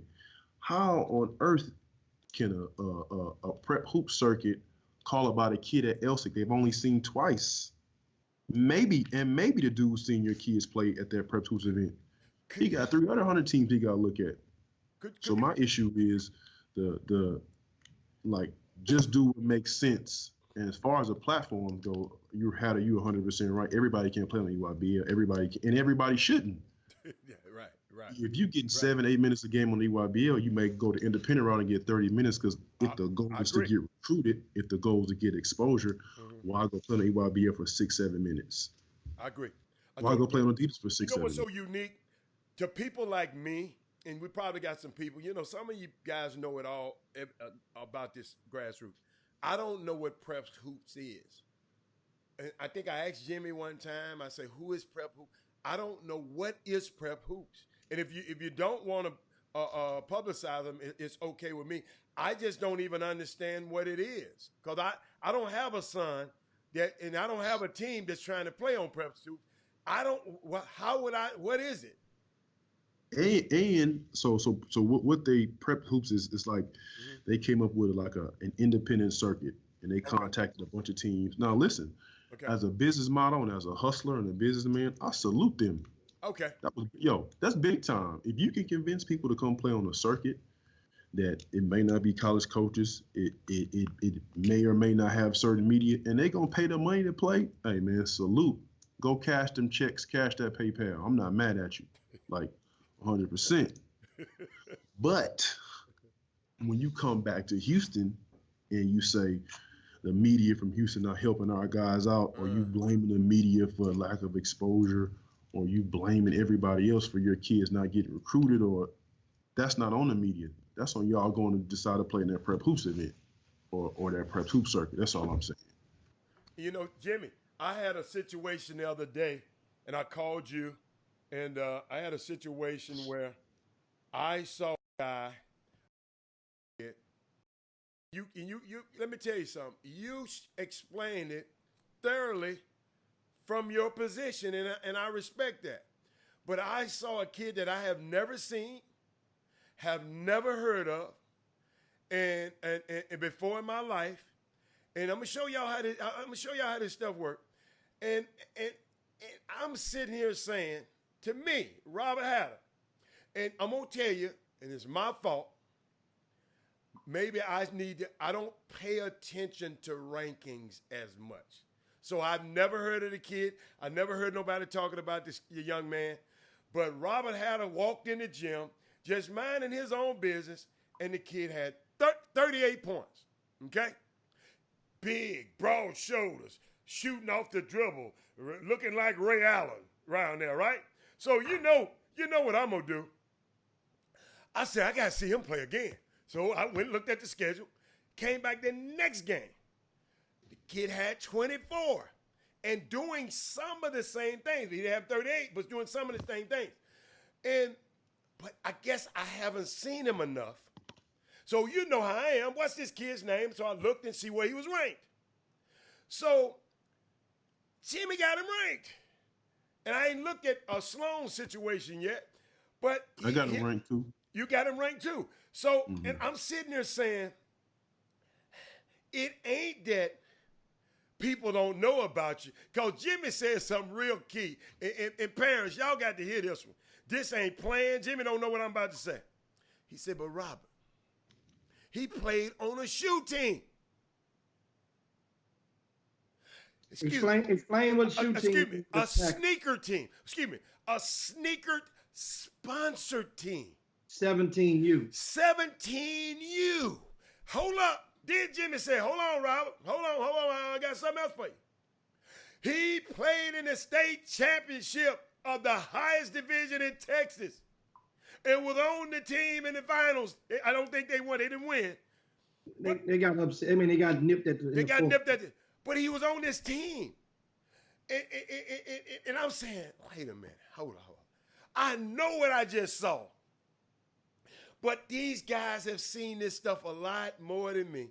I'm used to seeing a guy and seeing if he is a pro. I'm not used to seeing a guy, Marcus Sloan, and see how he translates in college. Right. That's just not my gift. I called Jimmy. I talked to you. I wanted to hear. But when I listened to y'all, and it calmed me down a little bit because I said, you know what? Maybe just the 2 times I came to see this kid was like a world beater. And the 100 times y'all done seen him, he wasn't as world beater-ish. So parents and people, this can happen. Jimmy, and y'all two can expound on it as much as you can. I mean, y'all made believers out of me.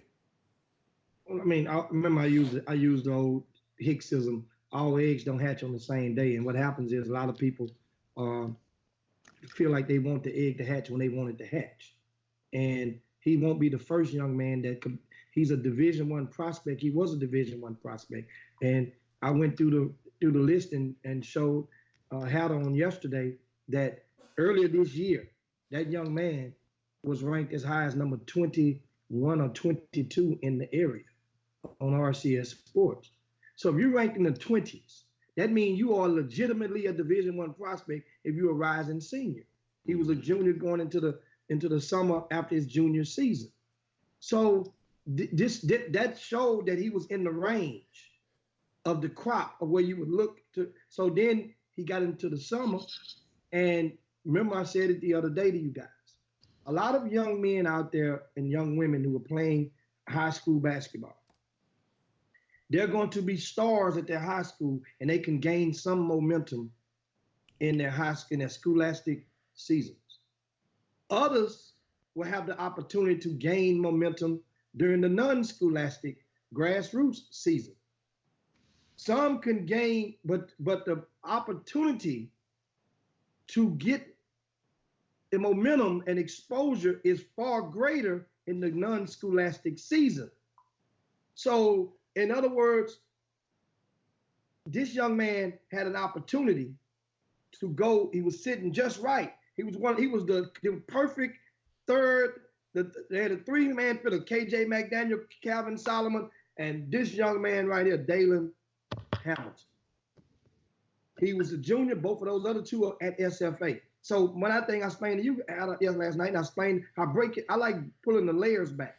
Mm-hmm. I say, how many times do you think SFA went to that high school while they were recruiting Calvin Solomon and KJ Kyrie McDaniel Jr.? Mm-hmm. How many times do you think that a couple of the other schools like Sam Houston State, because they were recruiting Calvin Solomon first, mm-hmm. because KJ McDaniel had already signed with a non-D1 school.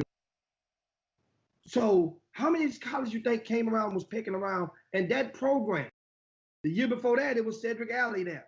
The schools have been flocking to Klein Forest for years. They have produced, since the year 2000, Klein Forest High School has produced more Division I players than any public school in Greater Houston since 2000. So this school, if there are any of a coach named to a basketball hot fertile ground, he's there. That means that those coaches and that head coach, he has the opportunities, his team now. Guess what? Kyrie McDaniel didn't get a Division I offer until after the second half of his high school season. So why are you trying to push it? He had to go through the motion. I'm not talking about you, Haller. Right. I'm talking about different people, how they look at things. Okay. They're here to have a great game, and then they want you to say, okay, look, y'all, look. See, this is why everybody's sleeping. But as you said, you played with Team Harden on the 17U circuit. You played in 2 live events with them. You played 4 to 5 games per weekend. Every game, it probably attracted 50 college coaches sitting along the court side. 50 times 4 or 5 is 200 to 250. In April, 200 to 250 in July. Not to mention the fact, Haller, that this same young man played in, or if any young man, not getting on him because I love him, love his game, had him right number 22. Right now we got him like 33 in the magazine. And guess what? If he keep playing like that, he's gonna rise on back up. It's no way to go but up for him. Okay. But he also played and made a decision to accept the invite and played at University of Houston in the College Basketball Academy. He played in that. Okay. Okay. And so that means what? And that was the South region. You know how many college coaches was down there? It was enough. You know, it wasn't like it was going. They thought it was going to be because a lot of people went to USA Basketball and whatnot. But it was enough. All you need is one to like you. He played in that event. Okay. So the thing is, see, here's the thing: when you make decisions, why don't you realize at some point, damn, you mean tell me did not one of them coaches want like me enough to offer me a scholarship playing in that camp, and I was balling? Okay, did not one like me enough to play when I with our team Harden? Guess what? At some point in time, you just got to keep on pushing through. Okay. This stuff is not easy as people think. And think about it. It's no fault of the kids. It's just that I happen to go and see this kid. Y'all got to realize. I like him a lot, man. I like him. I just happened to see him, and I said I really, really like. He's worth going watching again. When my other two nephews ain't playing, you know, I'll go watch him again. So that's good. I like that. That's good. Y'all help me out. I appreciate it. And that's the question. So now, of course, Sloan, we got Walker Sloan live with us on the Chop Shop. And Sloan, we got a lot of the people on there, plenty of questions. We can try to get some of your questions later on. And I see Jeffrey Day is on there. Jeffrey Day, and he works up under the Prep Hoops. Not for long, but to make a switch. Make a switch. Yeah, I saw that on. Let me tell you something, man. Y'all be cutting up on Twitter, man. Well, to make a switch. Okay. Yeah, he was like Kanye West. That Prep Hoops. I'm about to make a switch. Get him off that Kanye juice. And get some of this. What's that? OTR juice. OTR juice. No Prep Hoop juice. A nice cold beverage. Absolutely. Yeah, and so that's, of course, then you can break the news. What you got news, Sloan? What is it, Sloan? Is it worth breaking right now? Have y'all signed papers yet? Not yet. Okay, we'll hold up. Well, let us know. We still working out the terms. Hey, if you need me to look over the contract, call me. You charge too much. Sloan, I give you the PBS. I know I can pay you. I definitely know I can pay you. That's an easy one. 4 dozen Krispy Kreme should get the job done for you, brother. Easy. Unbelievable. I'm gonna click you off. But Jimmy, Anthony Forbes says stop talking around those people. Call them out. And he mentioned some programs. They say please speak up for your organization. They have a ranking service so people will play there. So is that what Anthony Forbes said? Meaning that Prep Hoops has a ranking service. Okay. So that's why a lot of people play there. So again, if you make decisions, guys, and my thing is just be accountable. Be prepared to be accountable for the decisions that you make. That's all. I've been saying that for years. And you know that, hell, I've been telling you, just be accountable for the decision that you make. If you make a decision, if you understand something, if my company is a campfire, and if you don't put no log on this fire, then don't expect this fire to keep you warm. I still might tell you to come over and get your hands and put your hands on this fire, but don't expect me to keep you warm if you ain't put no log on the fire. That's all I tell people all the time. That means you can do whatever you want to do. I had this conversation with John Urie the other day. I remind John Urie, John, Icebreaker, you took your team all the way to Dallas last year during Icebreaker. That's another one. Then you called me and want me to go and pump up your kid. Exactly. Another one. Another one. He's another one. That's my man. He feel like y'all always say, it's the ice cold or somewhere else. And that very well may be true. Right. But the type of drink he has, he needs our ice. But guess what? He might say, man, I'm on a national schedule. I need a national schedule for my dudes. Because my dudes pros, man. Why? My dudes pros. He ain't had a pro in a while, but man, he may feel that way. Well, first, let's take the people back and give them the relationship so people understand. John Urie and yourself, you met John Urie when you was in high school. I was 16 years old. And you played, and explain to us how did y'all meet, and that way people understand. So before social media, John Urie was social media. Like he literally could, the mouthpiece of the South. He could do anything. Like if he came and watched me play at Izon, he was like, "I'm gonna get you in the ABCD All-American camp." I was like, "Shit, cool." And then he did it. Then he said, "I'm gonna put you in front of college coaches," and he did it. And so it was a time when John Urie was one of the most revered guys in the business. And Hicks can attest to that, to where if John Urie said something, people would listen, he would get it done. That was that. And he had national level kids back then. But now it's a different era, a different time. And I've been knowing him since 19 years. That's my man. Without John Urie, I probably would have not played college basketball. So my allegiance and loyalty to him goes a long way. But at the same time, now that I'm on the other side of the business, it's different. And we have conversations all the time. I tell them, "Hey, dog, listen, you may feel like you have national kids and you may feel like Houston ice isn't cold enough, but that's not the case. Because if some of the kids he has here, who he said was national kids, they haven't performed to his level or to the level that he thinks that they are. So why go to Dallas? Why go to New York? Why go to Chicago when he needs to make sure them kids are taken care of here first?" But, like Hicks said, Urie and I have had plenty of conversation about that. Urie's one of those guys, he got to bump his head several times for him to get it. Gotcha. And once again, you just took me to the Chop Shop. We have Marcus Sloan live with us with OTR Exposure. And we're talking about decisions that are made with in regards to grassroots basketball. And Fav's he said so kids do not determine where they play. They have parents. The parents tell their kids where they will play. So we're not going to promote the kids off the strength of what the parents and coaches do.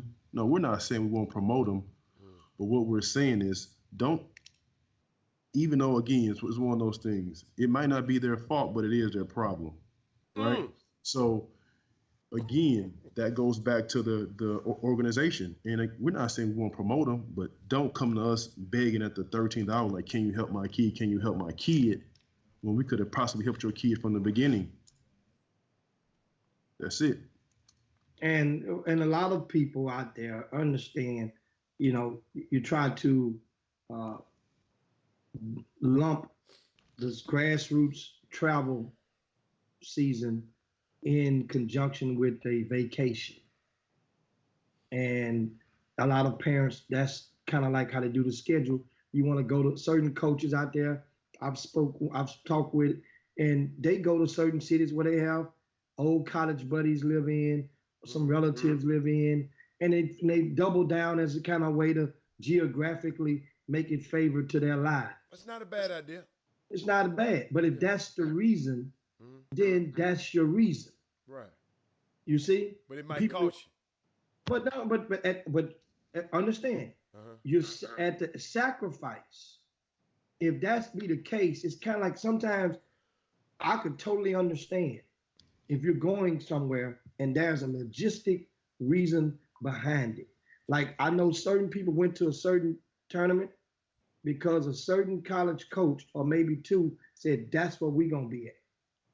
Or a certain guy that covers on the national platform said this is where we're gonna be at. So now if you're going for national exposure and you got 5 of those guys is there, but then anybody can tell you, that's why I tell people all the time. And parents, you take heed to this. I always give you some nuggets, or I try to give you nuggets that you can really, really, really. When you see advertisements for tournaments, notice a lot of people will put media and scouts will be in attendance. I explain to you guys, you're the consumers. You have the right before you pay your money, before the coach even agree to say, listen, First of all, let's find out what media do you have confirmed that's going to be covering this event. Okay. I need to know the name of the entity. Then you can go and DM that organization and ask them, are you going to be here on this particular weekend? This is very important because otherwise you've booked your hotel rooms, you've spent your entry fee, you've planned to go somewhere, you're thinking somebody's going to be there, and guess what? They're not. So now you just okay. If that would have happened in Houston and we would have lied to you like that, you would have killed us. We get a life sentence. You would have destroyed us. Think about it. So keep the same energy and hold other events, all events, to the same equal degree of expectations. That's all I'm saying to you guys. It's easy to do, especially right now. How much is it going to cost to get in? People know what they're probably going to charge for admission. If that's what you want to know, and that's a deal breaker, then ask. You're going to get somewhere out of town, especially out of town. I've seen them charge $20 at the door per day. It's not bad right there. And then you go there and you pay that money. They don't tell you. They don't tell you because they know you're going to get there and you're not going to turn around and get in your car and go back and leave. They just won't tell you nothing. You ask. But then most people, you guys are guilty for not asking the smart questions. When the Chop Shop, we strive to give you the intel so that you can be able to be equipped to ask the right questions at the right time when it comes to this stuff. So these are the questions that the event operators should ask? No, that the parent should push the coach, whoever's in charge of making the schedule. Okay. The parent. Okay. Number one, how much this event gonna cost? Because I got to pay to get in. Yes. And what's the next one? The next one is who's going. First and foremost, if you're going for exposure. Okay. If you're while we going to this tournament, couldn't that be a good question? Well, that's a good one. Why are we going to this tournament? And that way, that's an internal domestic conversation between the parents and the organizer of that grassroots, or director of that grassroots organization. Okay. And why are we going here? You want to know this. Okay. And because you ask those questions now because there's no friction. You just want to get some understanding. Yeah. Or why aren't we going here? Yes. Because understand something. And you guys know, many of you that are watching right now, you guys know, think about it. If you can agree that it's messed up, the grassroots, if you can agree that it's funky, muddy, you can agree that certain grown folks are just out of, they just can't nobody get along and support the city, and this all these accusations that's going all over the place. Well, if you believe half of that, then the right question will be asked, hell, why are we not going over here then? Because that coach might have a beef, a wild hair, and deny your kid the opportunity to be played on play on a certain platform locally, just because that platform didn't rank little booger high enough 2 years ago. This is real talk. So he gonna make you spend and buy a hotel room, make you spend, gonna do all this, make y'all do all this to go out of town, just to prove a point, and at the sacrifice of your kids. So what I'm getting, it's all right to go out of town because these kids it's a road trip that builds camaraderie, but choose and pick your tournaments wisely, because if you're a kid from Houston and you're a kid from Texas, make sure these are the schools that might. This is what Sloan said earlier. This is the most heavily recruited area in the country. So your chances are better here.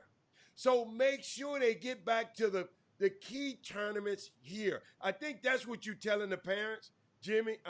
Make sure you get back to the key tournaments here and go on your road trip. But if you don't in the circuit, just look at the dates. Look at the dates. Okay. Say, okay, we're gonna go to these couple stops if we want to do a little road trip thing. That's all I'm saying. Yeah. Yeah, do the road trip. Cause guess what? In the dark hours, in the later in the game, when they become a senior and they don't have nothing, these guys right here on the screen They not calling Matt Reynolds. I are the promise you. guys gonna be helping y'all.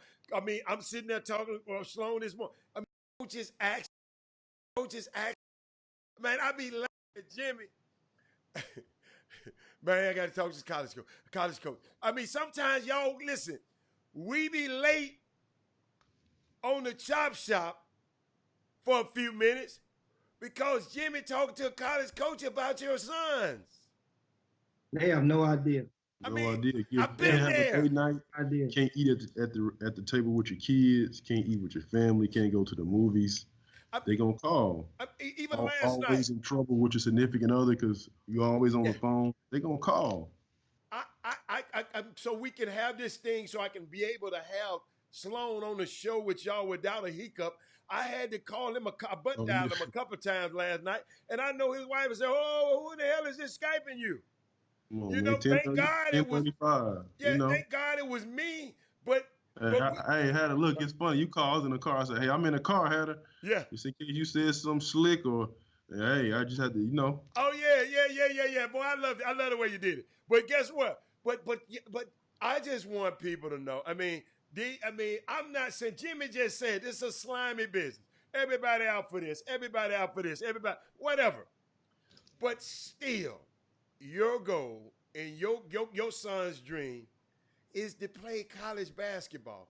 So I mean, so I would say, hey, understand that. Now, if you ain't gonna need these guys, then go to Buck Tussle, Maine, and in North Carolina, but then don't expect these guys locally here to bend their way. Because guess what? They might have a guy of a similar talent as you that's been to all of the events and they didn't evaluate him a little bit more than you because you've been gone. I got to give a quick shout out. Okay. I got Mark Reed from San Antonio, Texas. Okay. On the feed right now. It's my first teammate when I played in Europe, my first year in Germany. He really saved my career. I was about to go home 10 times that year. He told me to stick with it, and my little career ended up being okay.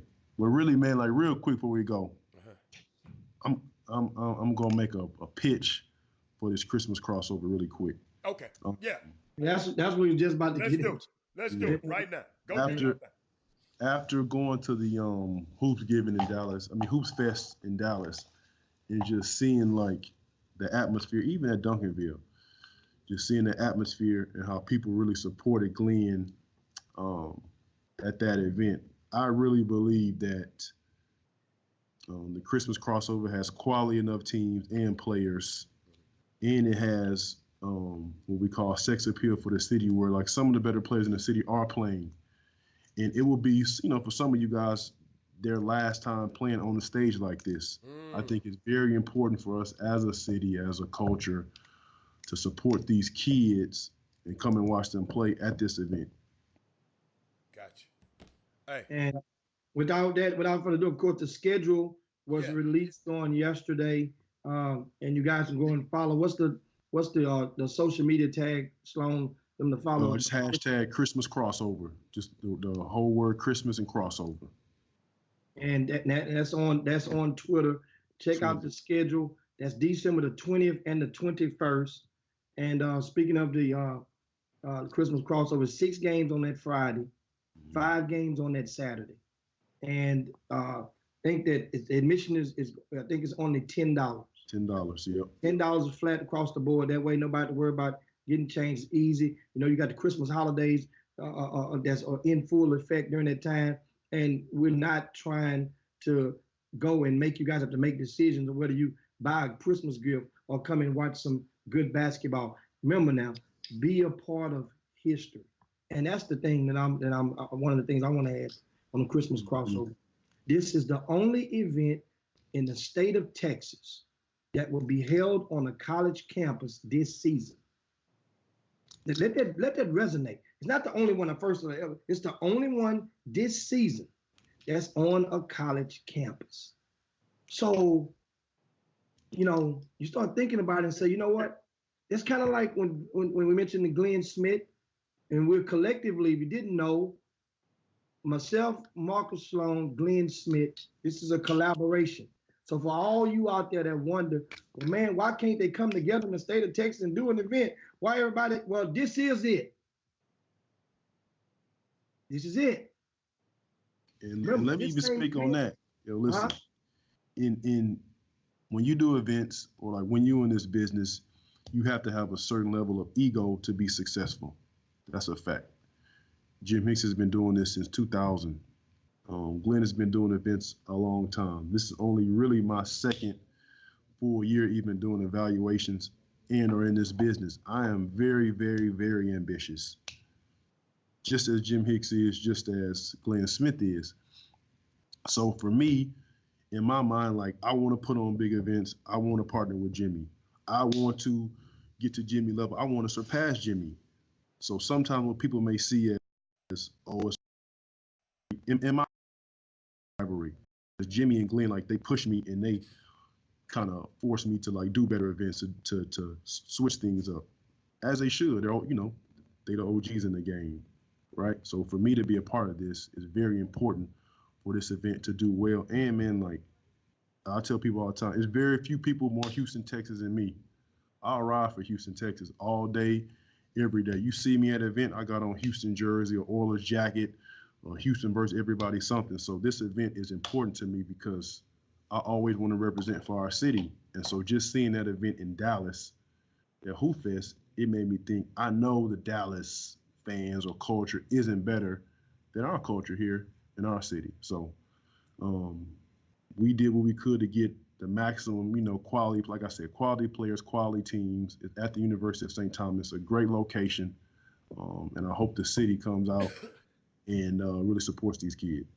Look what I found in my desk. What you find in your desk? This is the last year of the Houston versus the Nation. This is the program. Mm-hmm. The Houston versus the Nation. This was the last, remember, this was the event that was served as a lot of motivation. Mm-hmm. Hal Passner did this event and brought all those teams from around the country. And this what y'all planning on doing in the future with this? I mean, this is what the Christmas crossover. Mm-hmm. One of the undercurrent of it mm-hmm. is to go into that direction. Right. What people don't understand is that, and a lot of people really don't understand the economics of this. Oh. For Hal to have brought all those teams here, Hal had, remember, it was called the Academy National Invitational first. That means he had corporate sponsorship. Mm-hmm. Corporate sponsorship. Remember, for a few years. Mm-hmm. Then Academy said, you know what? It must wasn't fully playing off because I don't remember going and buy a single thing from Academy during the time that tournament was going on. So I don't know if you did either. So that means they didn't see no return on their investment. So then Nike cut a check equally. Nike helped with some of their sponsorship and helped it to be able so that Hal could be able to help supplement the expenses for some of those teams to fly in. He had upwards of 12 to 15 different teams flying in from out of town. You have to house them. You have to feed them. That's the thing. People don't like looking at that type of stuff there. Right. But then guess what? In this, this was in 2007, this year right here, when St. Pat's, the same head coach from Montverde, he was the head coach at St. Pat's back then. That's where Kyrie Irving played at. Yeah. Right? For St. Pat's.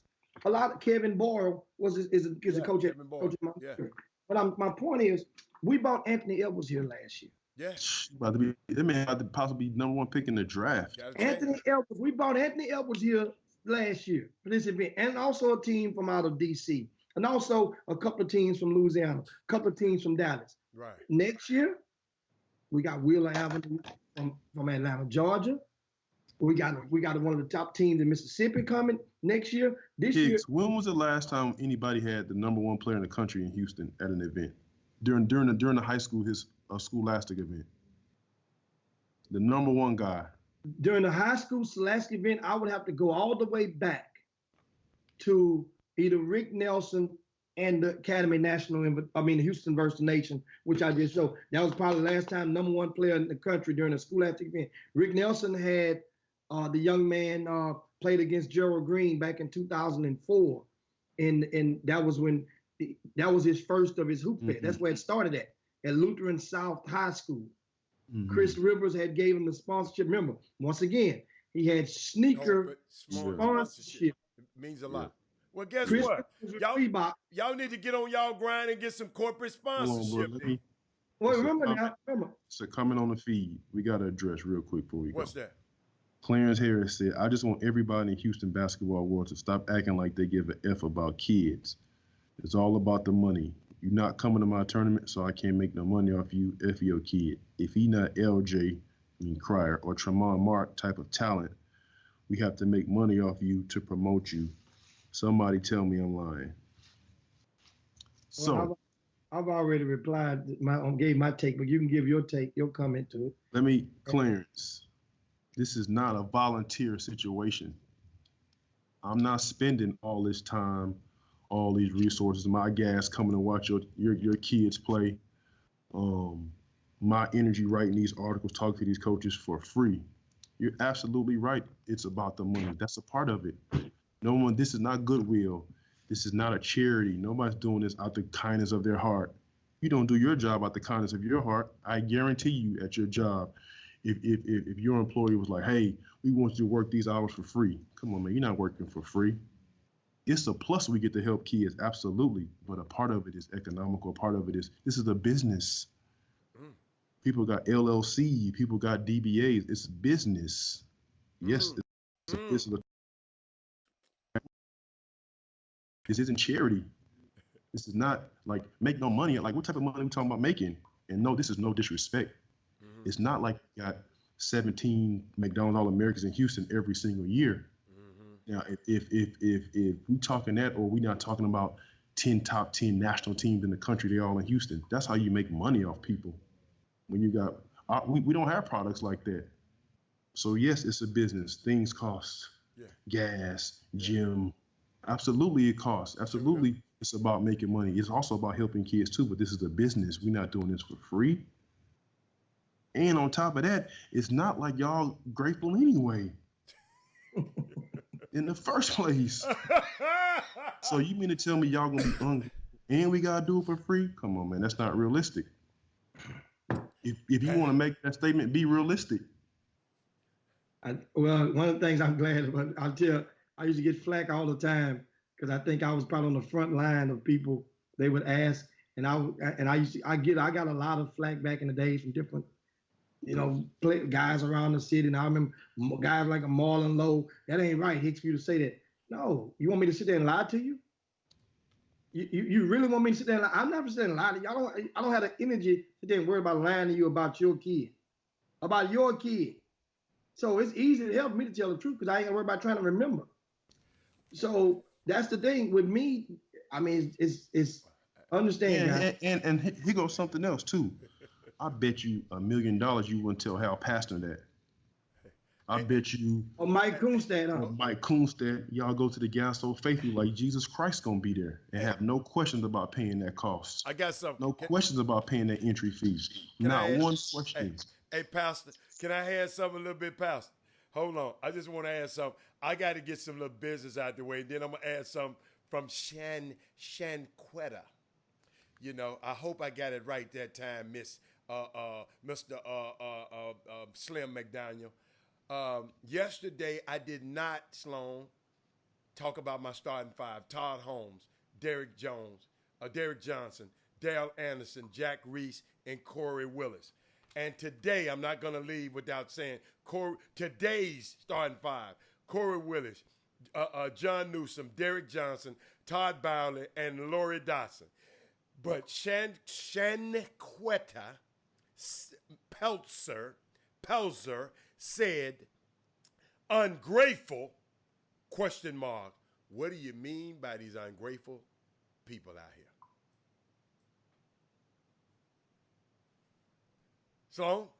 Sloan, you done froze up on me, Sloan. Sloan done froze up on me, man.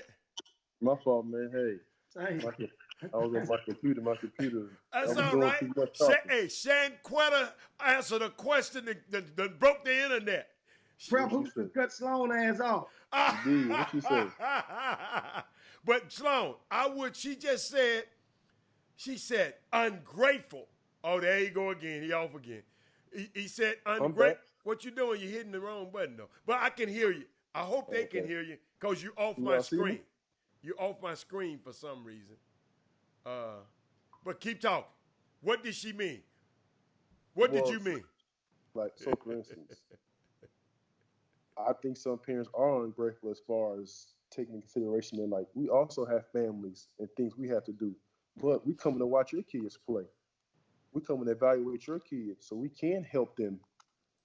And the first thing I'm not gonna say all. Some parents, it's always a complaint about something, about a price, about an entry fee, about this, about that, about favoritism. When, like, at the end of the day, we are trying to help your kids. It's not like we going to watch your kids and we just sitting here not doing nothing, or we just keeping this information to ourselves. It's not how this works. Hey, Sloan. Sean Jones said you own them beverages. Not yet, Sean. Not till about 19 when the kids go to sleep. Jimmy, let's crank this thing up because I got something I want to play. Sloan, we in overtime, and and I'm looking at the clock. I'm like, good gracious. Yeah, man. We got to get out of here. I got work to do. I have to give it a land this plane. You ain't got no work to do, man. Yeah. I'm gonna change it to one of them tight suits in a minute, Sloan. You know you got them tight suits. That's what it is. No, guys, on December the 20th and the 21st, the Christmas crossover, it's a platform, guys. It's just something, and what happens is a lot of coaches recruit Houston, a lot of them recruit DFW, a lot of coaches recruit the metropolitan areas. Don't let people tell you otherwise. Just because you don't see them in your gyms, or when your sons or relative is playing, a little booger is playing, that's because little booger just may not be good enough right now. And I see Bobby Benjamin, shout out to Bobby Benjamin and Houston Raptors. Yes, there are some amateur guys that do it for free. Yeah, Bobby, no doubt. Like, we're not talking about like coaches. We're talking about like the evaluation, event operator side of it. For sure, there's some coaches doing it for free, for sure. Well, and that's the side of the fence that I think under the with the Extra Eyes media, they've been transcending into your coverage factor. And guess what? You know what? I gave tips or two when they first started. When I explained it, you came and asked me a question, I explained it in. Guess what? Nobody's going to feel sorry for you if you're out there busting your ass and you're not getting paid, or you're not charging and not getting compensated for your time. Trust me, nobody will feel sorry for you. Even those kids who you are promoting. Watch how many of them, unless you do it first, watch how many call your ass on December the 25th or on January the 1st and say, hey, thank you for everything. I want you to keep tab. Because I guarantee you, I know what the number will be like. It'll be the over and under would be 3. So nobody's gonna feel sorry. So what happens is, after a period of time, you're gonna make a decision and say, you know what? If I'm doing all of this and I'm sacrificing or possibly compromising my job or my relationship at home with my wife, spouse, other, or kids, then I'm going to get compensated.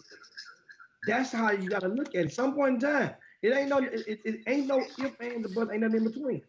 So without further ado, guys, it is that time. It's time to yabba dabba do this thing and slide on down Dino's back. And guess what? It was a great combo with Marcus Sloan. We're getting back in there next week and talk more as we go and lead into the Christmas crossover. But meanwhile, don't leave yet. We have something for you to see. Hatters going back into grab bag and going to go back to, speaking of John Urie, whom we love. Yeah. It's a different type of love we have for John Urie, because we're giving props and we love it. We really do. It's under 35.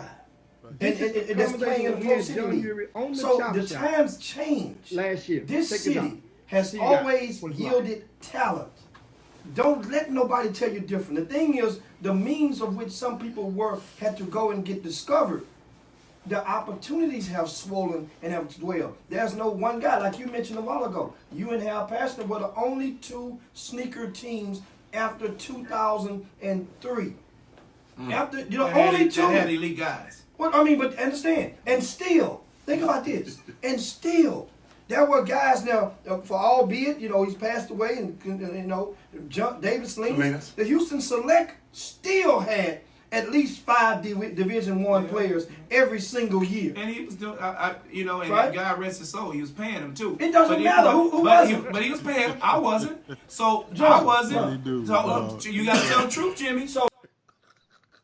Hey, man. Jimmy, I had some more, man. We could go all day. Crazy, man. That man said, but we got to get out of here, man. I love y'all. Hey, Jimmy, let's slide down. I'm going to have some more for y'all tomorrow. Let's slide down Gino's back. Wait. Yabba dabba do this thing and slide down Gino's back. And we out of here, man. I'll see y'all tomorrow. Chop, chop. Oh, my goodness, man. Jim Hicks, Rob Hatter. You are now tuned in to the Chop Shop. I'm Retro. Let's get it. We in the